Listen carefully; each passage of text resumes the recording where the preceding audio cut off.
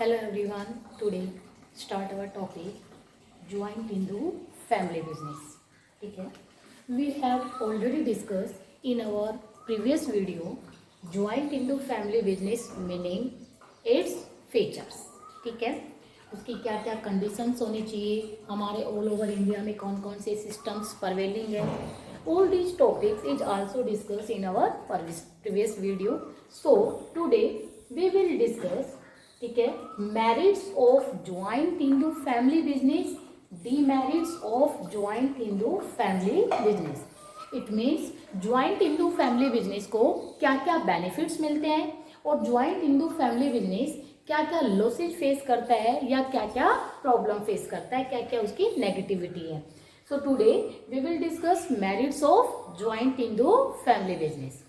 Merits में first point आता है कि इफेक्टिव कंट्रोल. ठीक है, कि ज्वाइंट इंटू फैमिली बिजनेस में इफेक्टिव कंट्रोल होता है. ठीक है, every student know that who यानी ज्वाइंट इंटू फैमिली बिजनेस की जो कंट्रोलिंग पावर है वो किसके पास होती है. Let's tell me. यस, कर्ता.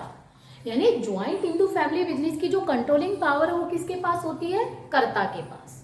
Who is the head member of the family. ठीक है, and he takes all the decision. तो कहते हैं joint into family business there is a effective control because all controlling power is also in one hand. So that person is also take the effective decision for the welfare of business. क्योंकि जब more than one person के पास controlling power होती है तो बेटा उन सबके बीच में डिस्प्यूट्स अराइज हो जाता है और डिस्प्यूट्स अराइज होने की वजह से इफेक्टिवली कंट्रोल नहीं हो पाता और डिसीजन लेने में भी क्या हो जाती है, डिले हो जाती है. कहते हैं ज्वाइंट इंटू फैमिली बिजनेस में कंट्रोलिंग पावर जो होती है, डिसीजन लेने की जो पावर होती है वो एक सिंगल पर्सन के हैंड में होती है, head member of the family के हैंड में होती है, कर्ता के हैंड में होती है.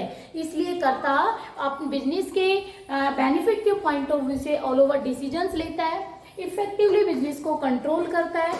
ठीक है, सो कहते हैं कि ज्वाइंट इंटू फैमिली बिजनेस की effective control and fast decision लिया जाता है. क्यों? क्योंकि सारी की सारी पावर एक पर्सन के हाथ में होती है. इसलिए सेकंड आता है कॉन्टिन्यूटी. कहते हैं यहाँ परपेचुअलिटी भी हम इसको कह सकते हैं. जैसे सोल प्रोप्राइटर से बिजनेस में था लैक ऑफ कॉन्टिन्यूटी. क्यों? क्योंकि सोल प्रोप्राइटरशिप में एक सिंगल पर्सन ऑनर है. अगर सिंगल पर्सन की डेथ हो जाती है या उसका सिंगल पर्सन की डेथ हो जाती है या फिर वो इंसॉल्वेंट हो जाता है तो उस केस में उस बिजनेस को क्या करना पड़ता था, वाइंड अप करना पड़ता था. But in joint into family business में अगर यहाँ पर कर्ता की डेथ हो जाती है तो next family member is also become the karta of the family. He is also become the owner of the joint into family business. He takes all the decision. ठीक है, और which is also related to our business. तो कहता है अगर joint into family business में कर्ता insolvent हो जाता है या उसकी डेथ हो जाती है तो बिजनेस पे कोई इफेक्ट नहीं पड़ता, बिजनेस कॉन्टिन्यूटी में रन रहता है. बिकॉज नेक्स्ट जो फैमिली मेंबर होता है वो क्या बन जाता है, कर्ता बन जाता है. सारी डिसीजन मेकिंग पावर उसके हैंड्स में चली जाती है. So there is no effect of the company, so there is a no effect of the joint into family business after the death या insolvency of karta. The business is also continuous run. यानी business के ऊपर कर्ता की death और insolvency का कोई effect नहीं पड़ता है, बिजनेस कंटिन्यूटी में चलता रहता है. क्योंकि फैमिली का जो नेक्स्ट सीनियर मोस्ट मेंबर होता है वो क्या बन जाता है, कर्ता बन जाता है. ओके, सो ज्वाइंट इंटू फैमिली बिजनेस में क्या रहती है, कंटिन्यूटी रहती है. थर्ड टॉपिक यानी third merits will be limited liability of members. देखो बेटा, ये एक पॉइंट मैंने मेरिट्स में लिख दिया और एक पॉइंट मैंने किस में लिख दिया, अनमेरिट्स में, ना सॉरी डीमेरिट्स में. तो कहते हैं मेरिट्स में मैंने लिमिटेड लायबिलिटी ऑफ मेंबर्स और डीमेरिट्स में मैंने अनलिमिटेड लायबिलिटी ऑफ कर्ता. क्योंकि every student know that in joint into family business कर्ता की लायबिलिटी अनलिमिटेड होती है. उसके लॉस को बियर करने की कोई लिमिट फिक्स नहीं होती है. अगर मेरे बिजनेस में करोड़ों का लॉस हो जाता है तो all over loss is also bear by the Karta. For bearing of this loss, the Karta is also sold his personal property to payment of all these losses. So the कर्ता है unlimited liability, तो बेटा ये तो demerits है। लेकिन जो other family members होते हैं, मेरिट्स में देखो, क्योंकि जब हम मेरिट्स एक्सप्लेन करते हैं तो we think only positive points, negative points हम जब सोचेंगे जब हम डीमेरिट्स में आते हैं। जब भी किसी भी बिजनेस का हम मेरिट्स या डीमेरिट्स एनालिसिस करते हैं तो बेटा जब आप मेरिट्स को डिस्कस कर रहे हो तो आप सिर्फ और सिर्फ उसकी पॉजिटिव चीज को देखोगे, लेकिन जब हम डीमेरिट डिस्कस करते हैं तो वी थिंक ओनली और ओनली नेगेटिव एस्पेक्ट के पॉइंट ऑफ व्यू से हम उस चीज को देखते हैं। ठीक है, क्योंकि हर बिजनेस, हर पर्सन के मेरिट भी होती है और डीमेरिट भी, लेकिन मेरिट्स में नेगेटिविटी को इग्नोर किया जाता है, यहाँ डिस्कस किया जाता है नेगेटिविटी को। तो यहाँ कहता है limited liability of family members, कहता है in joint Hindu family business. ठीक है, the liability of other family members have limited. It means जो फैमिली, बाकी फैमिली के जो अदर मेंबर्स होते हैं उनकी लायबिलिटी लिमिटेड है। उनको जितना प्रॉफिट का शेयर करता प्रोवाइड करता है उतनी ही अमाउंट का loss at the time of wind up, या जब हमारा बिजनेस लॉस फेस करता है तो कहते हैं वो उतनी ही अमाउंट का क्या करेंगे, लॉस बियर करेंगे, उससे ज्यादा का वो लॉस बियर नहीं करते। ये कभी भी इनकी पर्सनल प्रॉपर्टी बिजनेस के लॉस को पेमेंट करने के लिए यूज नहीं होती है। किनकी, जो बाकी रिमेनिंग फैमिली, जो अदर मेंबर्स होते हैं ज्वाइंट हिंदू फैमिली बिजनेस के, उनकी। तो कहते हैं ज्वाइंट हिंदू फैमिली बिजनेस के अदर फैमिली मेंबर्स की लायबिलिटी लिमिटेड होती है। क्यों? क्योंकि इन फैमिली मेंबर्स की जो पर्सनल प्रॉपर्टी है वो, उस प्रॉपर्टी का यूज हम कभी भी बिजनेस के लॉस को फुलफिल करने के लिए यूज नहीं करते हैं। साथ ही ये उतनी ही अमाउंट का लॉस बियर करेंगे जितनी अमाउंट का इनका बिजनेस में शेयर है, उतनी अमाउंट का ये प्रॉफिट ऑब्टेन करते हैं जितनी अमाउंट का ये शेयर है, क्योंकि इनको तो एक फिक्स शेयर ही प्रॉफिट का देता है कर्ता, बाकी all over profit is also taken by the कर्ता। तो कर्ता हैव, ठीक है, कर्ता have maximum share of profit, कर्ता के सारे डिसीजन भी वही लेता है, प्रॉफिट का मैक्सिमम शेयर भी वही रखता है, ये तो सिर्फ एक लिमिटेड शेयर रखते हैं, सो लिमिटेड ही लॉस बियर करेंगे। तो बेटा इनके लॉस को बियर करने की एक लिमिट फिक्स है, सो ये मेरिट्स में आ गया। उसके बाद फोर्थ आता है इंक्रीज लॉयल्टी एंड कॉपरेशन। तो ज्वाइंट हिंदू फैमिली बिजनेस जो होता है वो सभी फैमिली मेंबर्स के द्वारा रन किया जाता है। सो सभी फैमिली मेंबर्स में लॉयल्टी होती है टू वन अनदर के, यानी सभी फैमिली मेंबर्स जो होते हैं वो कोऑपरेशन से बिजनेस में वर्क परफॉर्म करते हैं for achieving the goal and reputation of business. Okay, तो joint Hindu family business all family members की रन की हेल्प से, ऑल फैमिली मेंबर्स की हेल्प से रन किया जाता है। सभी फैमिली मेंबर्स एक दूसरे को कोऑपरेट करते हैं ताकि बिजनेस का प्रॉफिट और गुडविल को इंक्रीज करने में वो एक दूसरे को सपोर्ट कर सके। सब एक दूसरे के प्रति लॉयल्टी रखते हैं, ठीक है, सब एक दूसरे के देख कर या एक दूसरे को कोऑपरेट करते हैं, हार्डवर्क करते हैं ताकि बिजनेस का गोल क्या हो जाए, achieve. So in joint Hindu family business, there is more loyalty, more cooperation between all family members. So these are the merits of joint Hindu family business. Okay? Effective control, भाई एक single person control करता है, सारे decision fast लेता है, ठीक है, better decision लेता है और साथ ही साथ फास्ट भी लेता है। तो पूरी कंट्रोलिंग पावर एक ही पर्सन के हैंड में होने की वजह से इफेक्टिवली कंट्रोल होता है। सब बच्चों को पता है अगर कंट्रोलिंग पावर एक से ज्यादा पर्सन्स के हैंड में चली जाती है तो इफेक्टिव कंट्रोल नहीं होता है। भाई कॉन्टिन्यूटी, क्योंकि अगर कर्ता की डेथ हो जाती है या इंसॉल्वेंट हो जाता है उसका बिजनेस पे कोई इफेक्ट नहीं पड़ता, बिजनेस कॉन्टिन्यूटी में चलता रहता है, क्योंकि जो फैमिली का नेक्स्ट एल्डर मेंबर होता है वो क्या बन जाता है, कर्ता बन जाता है। कहता है कि ज्वाइंट हिंदू फैमिली बिजनेस में जो अलग रिमेनिंग मेंबर्स होता है कर्ता के अलावा, उन सबकी लायबिलिटी कैसी होती है, लिमिटेड। इट मीन्स वो एक लिमिट का ही लॉस बियर करते हैं, उनकी पर्सनल प्रॉपर्टी का यूज कभी भी हम लॉस को फुलफिल करने के लिए या लॉस की पेमेंट करने के लिए यूज नहीं करते। सो limited liability of family members. कहता है सभी मेंबर्स में कॉपरेशन होता है, लॉयल्टी होती है वन अनदर के रिगार्डिंग में, सभी मोर एफर्ट्स करते हैं बिजनेस के गोल को अचीव करने के लिए, बिजनेस की रेपुटेशन को इंक्रीज करने के लिए। सो बेटा ये थी आपकी मैरिज। और next topic demerits of joint Hindu family business. भाई ज्वाइंट हिंदू फैमिली बिजनेस की क्या क्या डीमेरिट्स है। फर्स्ट आता है लिमिटेड रिसोर्सेज।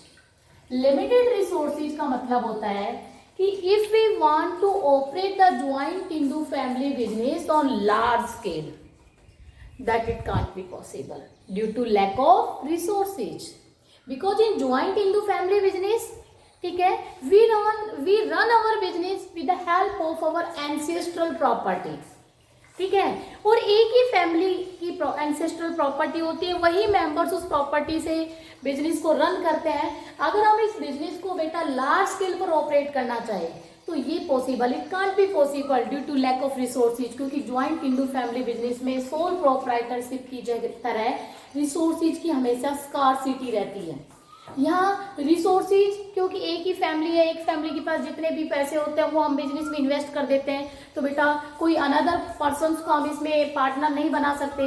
सो ज्वाइंट हिंदू फैमिली बिजनेस को हम बहुत लार्ज स्केल पर ऑपरेट नहीं कर पाते, क्योंकि हमारे पास इतने फाइनेंस नहीं हो पाता, हमारे पास इतने रिसोर्सेज नहीं होते। So due to lack of resources की वजह से ज्वाइंट हिंदू फैमिली बिजनेस में लिमिटेड जो एक्सपेंड करने की जो एबिलिटी है वो नहीं होती है ओनर में। क्यों? क्योंकि उसके पास इतना लार्ज स्केल का रिसोर्सेज अवेलेबल नहीं है। सो लिमिटेड रिसोर्सेज की वजह से हम इसको लार्ज स्केल पर ऑपरेट नहीं कर पाते।